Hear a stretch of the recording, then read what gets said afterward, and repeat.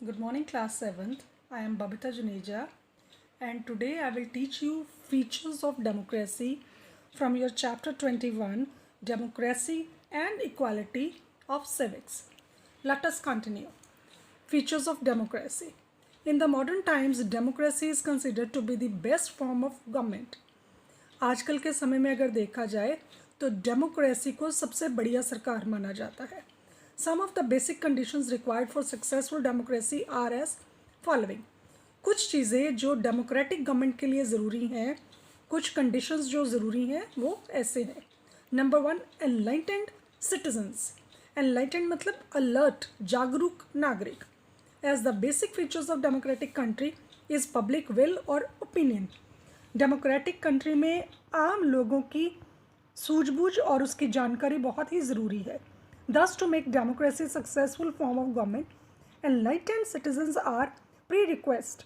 Only enlightened and politically mature people can run the administration efficiently.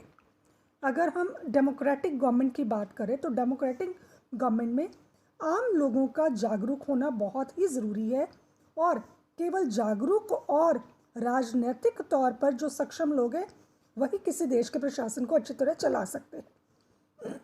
Number 2, matured leadership. Along with the enlightened citizens, efficient leadership is also important. जागरूक नागरिक के साथ साथ जो leader है, जो नेता है, वो भी काफ़ी समझदार होना चाहिए. Mature and honest leaders are very important to run the democratic administration efficiently. अगर हमारे नेता ईमानदार होंगे और समझदार होंगे तो हमारी एडमिनिस्ट्रेशन को, हमारे प्रशासन को बहुत ही अच्छी तरह से चला पाएंगे. Number 3, discipline citizens and political parties. Discipline जो है किसी भी प्रशासन को चलाने के, किसी भी इकाई को चलाने के लिए बहुत ही ज़रूरी है.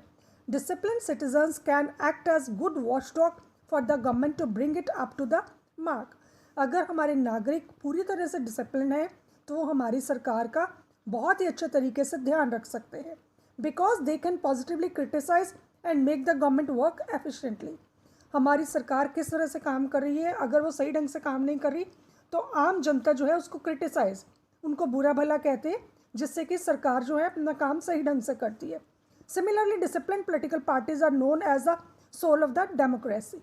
अगर कोई भी राजनीतिक दल जो है वो अपना काम डिसिप्लिन तरीके से करता है, सही तरीके से करता है, तो वो डेमोक्रेसी की बहुत बढ़िया ज़रूरत बन जाता है.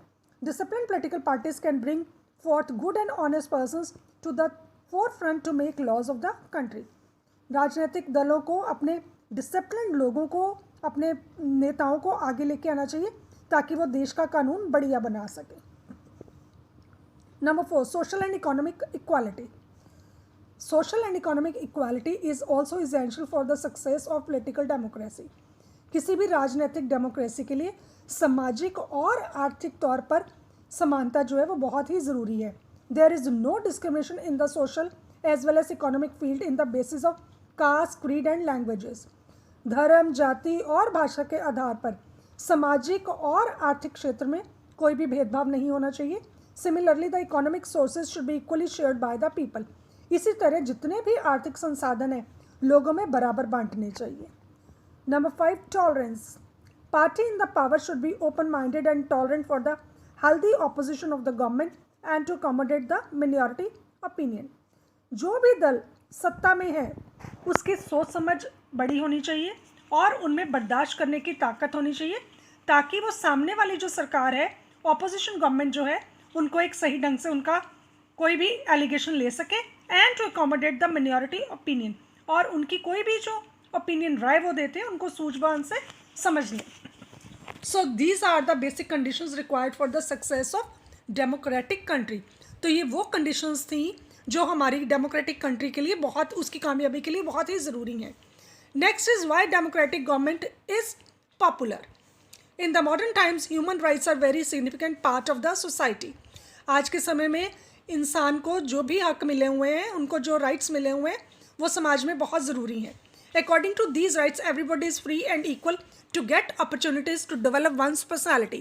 और ये जो हक हमें मिले हुए हैं, राइट्स जो हमें मिले हुए हैं, हर एक को आज़ादी और इक्वल सबको एक बराबर हक देती है और उनकी पर्सनैलिटी डेवलप करने में हेल्प करती है। Democracy is based on the principle of rule of law, freedom, equality and brotherhood. Democracy जो है वो इस सिद्धांत पर आधारित है, रूल ऑफ लॉ, नियम, कानून का नियम, आज़ादी, इक्वालिटी, बराबरी और भाईचारे पर। Thus nowadays democracy is the most prevalent form of government in the world and it is expanding to most of countries। इसलिए आजकल जो डेमोक्रेसी तरह की सरकार है वो पूरे दुनिया में बहुत ही प्रचलित है और आगे फैल रही है। The laws made by the people for their own welfare, लोगों के द्वारा बनाया गया कानून अपनी ही वेलफेयर के लिए, अपनी ही भलाई के लिए। Factors which make democracy a popular form of government are follow, और कौन से फैक्टर्स हैं जो डेमोक्रेसी को पॉपुलर बनाते हैं, बढ़िया बनाते हैं। Number 1, formal equality. In democratic government everybody is equal before the law of the land. किसी भी जगह का जो कानून है, कानून की नज़रों में सभी एक बराबर हैं। Thus this type of government is preferred than other dictatorial forms of government. इसीलिए किसी भी तानाशाह सरकार से ज़्यादा बढ़िया जो सरकार है वो डेमोक्रेटिक मानी जाती है। Freedom. In democracy people are free from any type of pressure. Democracy में लोग जो हैं किसी भी तरह के प्रेशर से आज़ाद है। They are free to adopt any profession, वो किसी भी काम को अपना सकते हैं।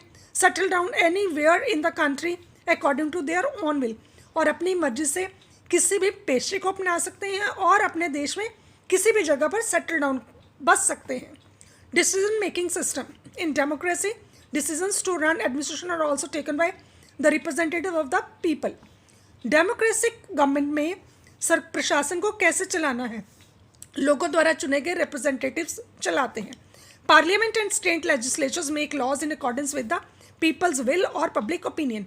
पार्लियामेंट में स्टेट लेजिस्लेचर जो है, राज्य लेजिस्लेचर जो है, लोगों से मिलकर, लोगों की राय जानकर उनके लिए कानून बनाती है। If the government does not work according to public opinion, अगर सरकार लोगों की राय के बिना काम करती है, it can be change in the next election, तो उसको अगले मतों में उनको चेंज बदल दिया जाता है। Active participation of the people. In democracy people participate actively in the government working. Democracy में लोग जो हैं, आम जनता जो है, गवर्नमेंट वर्किंग में, सरकार के कामों में पूरी दखलंदाजी करती है। They elect and can be elected according to their opinion. लोग अपनी सरकार खुद चुनते हैं और लोगों की राय से चुनते हैं। They can cast their vote according to their own will, अपनी मर्जी से वो वोट डालते हैं without any interference and exposure, बिना किसी की दखलंदाजी के और बिना किसी को बताए। दस every individual is equally important for society unlike the other forms of government. जिस तरह सरकार के सारे अंग बहुत ज़रूरी हैं, उसी तरह समाज में इंसान भी बहुत ही ज़रूरी है। नो डिस्क्रिमिनेशन, बिना कोई भेदभाव। There everybody's point of view is honoured, हर एक किसी के विचार को सम्मान मिलता है। Ruling party always respect the views of opposition party, जो पार्टी राज कर रही है और ऑपोजिशन पार्टी के जितने भी व्यूज़ हैं, जो भी उनके व्यूज़ मतलब जो भी उनके समझ का है, उसको सम्मान करती है। It pays proper attention to their suggestions and try to make the required changes in government policies, और उनकी सजेशंस को पूरा ध्यान दिया जाता है और ज़रूरत पड़ने पर गवर्नमेंट उनकी नीतियों को बदल सकती है। Enhances prestige of the citizens by giving equal opportunities to all, हर एक को बराबरी का मौका मिलना। टू गेट एम्प्लॉयमेंट, नौकरी मिलना। By making reservation for minorities, minorities जो है, कास्ट हैं, उनके लिए सीट्स रिजर्व रखना। इट